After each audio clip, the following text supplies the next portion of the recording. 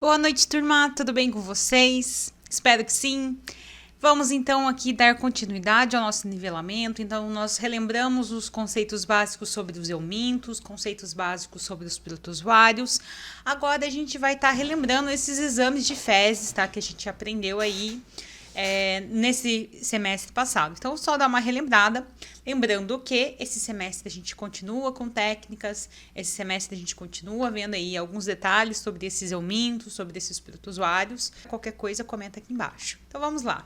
O exame de fezes, ou também chamado como exame coproparasitológico, ele vai ter a função de estar analisando esses ovos, larvas desses eumintos, né, ou cistos desses protozoários.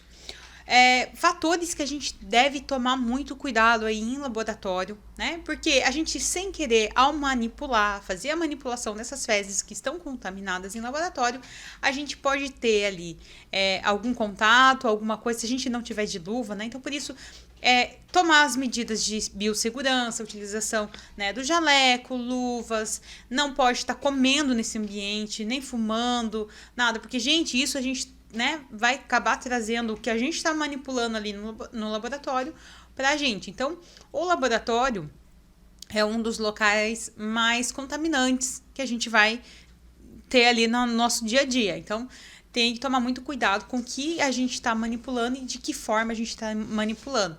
Porque, consequentemente, a gente pode estar tendo ingestão desses ovos, cistos de protozoários. E também, né, ao manipular, se a gente não tiver de luva, a gente pode estar tendo ali uma penetração dessas larvas, né? Se caso a gente, né, tá manipulando um euminto assim, né, de penetração, a gente pode estar tendo essa contaminação, né, tá, nessa forma. E dos demais, tá, agentes infecciosos que a gente vai estar manipulando em laboratório. Então, é muito importante esse fator de biossegurança, tá, no laboratório. Alguns fatores que a gente tem que, né, passar para o paciente para que ele, né, saiba, né, como fazer esse tipo de coleta e nós também, como que nós devemos, né, atuar com isso depois que chega isso para nós. Então, passar para o paciente o quê? A forma de utilizar, a forma dele coletar essas fezes. A gente não precisa de toda a fezes que ele vai fazer. A gente vai precisar de uma quantia X para aquele exame. Tá instruindo. Então, se é uma coleta que a gente vai precisar de vários dias de coleta, tá instruindo quanto de cada dia vai estar coletando. A idade da amostra, o que isso significa? Então, quanto tempo aquela amostra está ali? Então, quando que essa amostra foi coletada? Que dia? Que hora? Então, isso é muito importante. Então, a gente precisa saber se essas fezes têm conservante, não tem conservante. Então, isso, tá? No momento em que a gente recebe esse pote desse indivíduo, dessa coleta, a gente precisa saber, né, do dia e da hora que foi coletado. Então, como eu já tinha falado também, né, o volume do material, a gente não precisa de todas as fezes, instruir o paciente a dar só a quantidade que a gente vai precisar, né, um pouquinho a mais do que a gente vai precisar para essa análise. Caso aconteça algum erro também, a gente não pode, por exemplo, o exame eu vou precisar de 5 gramas de fezes, então eu vou lá pedir para o paciente me dar 5 gramas de fezes? Não, a gente pede um pouquinho mais, pede 10 gramas para a gente ter certeza e também a gente fazer algumas lâminas a mais se for preciso, tá? Para confirmar o exame. Então, sempre é muito importante a gente estar fazendo ali, né, uma margem o suficiente para a gente conseguir trabalhar dentro desse laboratório. E também instruir o paciente que alguns, né, medicamentos, supositórios, vão fazer interferência nesse momento ali da coleta. Então, nunca pode há uso de laxantes, de coisas que vão forçar essa defecação. O paciente precisa defecar por si próprio, né, sem auxílio de medicamentos. Caso o paciente não consiga defecar, aí ele vai enviar aquilo que ele conseguiu nesses 3 dias alternados. Lembrando que nesse caso, esse pote de fezes precisa ter um conservante, tá? Porque senão o paciente vai ficar lá com essas fezes refrigeradas, né, dentro da geladeira dele e, né, a gente não quer ali que isso estrague. Por mais que esteja refrigerado, a gente precisa da conservação dessas fezes. Então, algumas recomendações que a gente vai passar para esse paciente no momento da coleta é que, por mais que seja diarreica ou não, se tiver ali com formato essas fezes, ela precisa ser, né, feita em um recipiente limpo e seco, tá? De boca larga e de vedação hermética. Lembrando que a pessoa não precisa, né, mais uma vez, não precisa mandar todas as fezes. Então, ela não pode colher essas fezes direta, tá? Fazer isso em vaso sanitário e coletar, tá? Isso aí vai estar totalmente contaminado. Ela precisa fazer em um recipiente limpo, seco. A coleta ela deve ser realizada diretamente nesse frasco ou ser feito em papel limpo, tá? E ser feita essa transferência imediata dessa quantidade. O que a gente vai pedir ali é em torno de 20 a 30 gramas de amostra. Em alguns casos, em casos de alguns parasitas, como no caso da giardia, a gente vai ter que ter 3 amostras em dias alternados. Essas fezes nunca podem estar contaminadas com urina. Então, a pessoa não pode ter urina ali, nada junto com essas fezes. Alguns medicamentos antibióticos, antidiarreicos, hidróxido de magnésio, bário, óleo mineral, não podem estar sendo ingeridos no momento, tá? Ali, de 7 a 14 dias, antecipando essa coleta. Então, se a pessoa vai fazer, né, esse exame, tem que ficar ali de 7 a 14 dias sem esses remédios. Ah, mas eu preciso porque estou passando, né, num processo ali infeccioso, preciso estar fazendo uso do antibiótico. Termina, né? Tem que instruir o paciente que é de acordo com o que o médico, porque antibiótico não pode parar, não pode, né, ter uma pausa uma interrupção nesse tratamento. Então, tem que instruir o paciente. Termina ali o procedimento, espera ali de 7 a 14 dias, aí sim faz o exame de fezes. Então, como eu já tinha falado também, os conservantes ou fixadores, né, eles podem estar ali auxiliando nesse momento para se reunir essas fezes em dias alternados. A última coleta não precisa desse frasco conservante. Então, primeiro, a gente vai fazer uma análise macroscópica, ou seja, a parte física que a gente consegue olhar ali a olho nu. Quais são elas? A consistência, tá? A cor e o odor. Então, assim, em relação à consistência, a gente vai ter aqui 7 níveis, tá, dessas fezes. Quanto menor o número, mais dura essas fezes. Então, quanto maior o número, menos dura, tá? Então, aqui a gente vai ter os nódulos duros e separados, um pouco mais, tá? Em formato ali com algumas pequenas ondulações, aqui com algumas pequenas rupturas.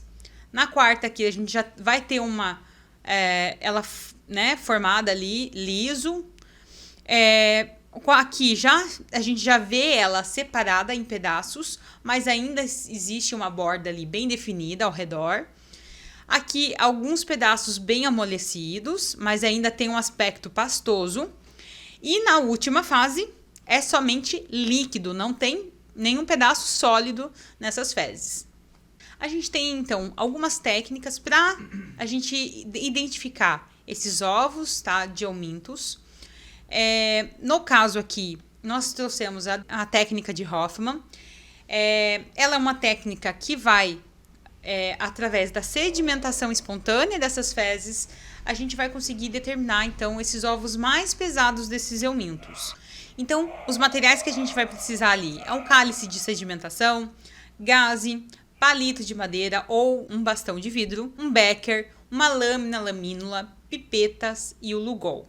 E também a peneira e a solução salina. Então, a gente tinha visto o videozinho, né, do procedimento, como é que faz. Então, só para a gente relembrar, eu quero ver se eu passo aqui bem rapidinho. Então, a gente vai pegar ali as fezes, né, vai usar ali um becker, vai fazer a maceração dessas fezes com a ajuda ali de um bastão de vidro.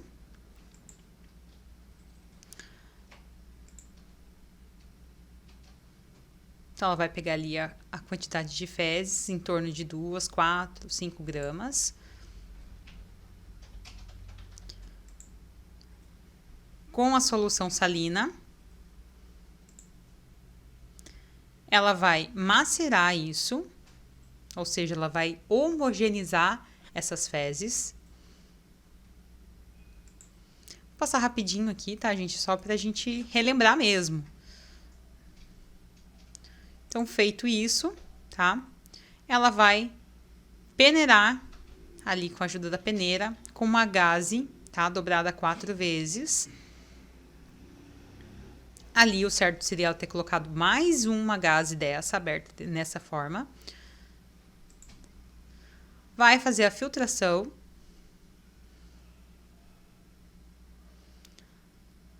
Vai completar agora com a solução salina.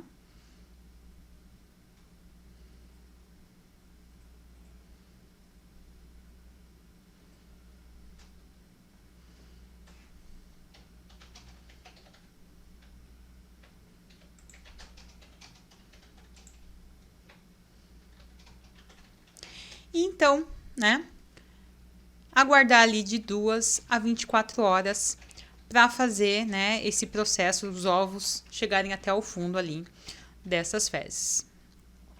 Após isso, com a ajuda de uma pipeta ou um palito, vai chegar até o fundo, né, dessa sedimentação que ficou aqui embaixo e vai pegar uma gotinha dessa amostra. E mais uma gotinha de Lugol para a gente conseguir corar, né, esses parasitas, ficar mais fácil de analisar. Ali ela vai homogeneizar essa misturinha e vai colocar a pipeta, e vai colocar a lamínula para análise em laboratório. Então tá aí o link do vídeo, se alguém quiser, dá pausa aí no vídeo, copia aí, tá? Coloca lá no YouTube certinho, ou só puxando pelo canal aí desse professor, e assistam aí para dar uma relembrada, ok? Agora, a técnica de Willis, o procedimento é praticamente o mesmo. O que vai diferir é que a técnica de Hoffman, a gente vai estar vendo esses ovos mais pesadinhos que vão descer até o fundo dessa solução aí. E só que na técnica de Willis a gente vai ver os que boiam, os ovos mais levinhos que vão flutuar nessa borda superior, né, dessa solução. O que vai diferir que a gente vai precisar para análise, a gente vai deixar isso ou no frasco de centrífuga, né, com a lamínula em cima, ou a cuba de vidro com a lâmina. Essa é a diferenciação que a gente vai transportar essa, em vez de ficar ali no cálice, né, igual a de Hoffman, a gente vai utilizar ali um frasquinho de centrífuga ou uma cuba de vidro para esse processo de flutuação desses ovos. Então, o videozinho aqui, passar isso aqui bem rapidinho para vocês também, só para a gente relembrar mesmo, tá? Então, pegou ali a quantidade de fezes, vai fazer essa maceração, né, igual ao procedimento ali de Hoffman, com solução salina, vai fazer, né, essa homogeneização dessa amostra. Homogeneizou bem, vai então, né, completar ali com solução salina. Homogeneiza de novo. Então, a gente vai filtrar isso, pode ali ter a ajuda de um becker, né? A gente já na técnica de Hoffman usava o cálice, porque era ali mesmo que ia ficar, mas como a gente vai transferir isso para um frasco de centrífuga ou uma cuba de vidro, então a gente pode utilizar ali essa filtração nesse becker.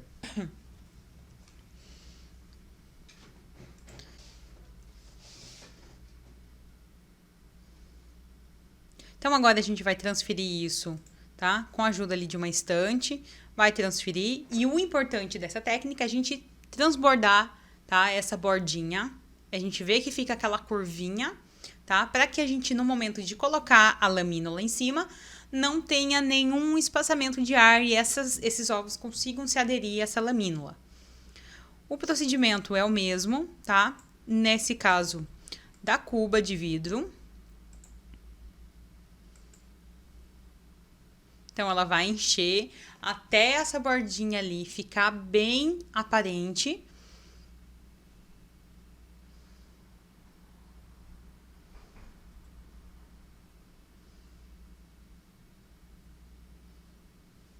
E vai colocar, nesse caso, a lâmina já direto para essa análise, para essa fixação. Vai esperar ali em torno de 10 a 15 minutos para esses ovos flutuarem, tá? Se aderirem a essa superfície E a gente então pode colocar o Lugol nessa lâmina e levar isso, tá? Com a lamínulazinha, levar isso para análise em laboratório. Então tá aqui a fonte desse vídeo, se vocês quiserem ver ele na íntegra, né, novamente, acessem e dê pausa nesse vídeo, copia lá no link certinho e assistam o vídeo. Então, pessoal, essa foi nossa aula de hoje, para a gente relembrar essas técnicas, como é que funciona, né, esses procedimentos aí dessas fezes para a gente analisar em laboratório, são uma das técnicas aí mais usadas. Então, no decorrer desse semestre, a gente vai aprender novas práticas, novas técnicas. Então, se você ficou com alguma dúvida nessas ainda, não deixe isso passar, tá? São técnicas bem utilizadas e bem frequentes em laboratório. Espero vocês agora na nossa próxima aula. Nós estaremos ao vivo no Meet. Então, não esqueça, tá? De comparecer. Isso vale presença, ok? Quem não estiver presente na aula no Meet, não adianta chorar, não adianta se espernear, que eu não vou dar presença, ok? É só em caso de alguém que não tenha acesso ao Classroom, isso aí avisa as pedagogas para elas estarem, tá, fazendo esse abono dessa falta aí, tá, e me comunicando também que daí a pessoa vai receber um abono dessa falta, mas é em caso de não ter celular, de não ter alguma coisa, porque agora nós temos o aplicativo do Aula Paraná e você consegue acessar sem gastar a sua internet, tá, então não tem mais desculpa para não estar entrando. Ok, pessoal? Espero vocês, então. Um bom restante de noite e até breve.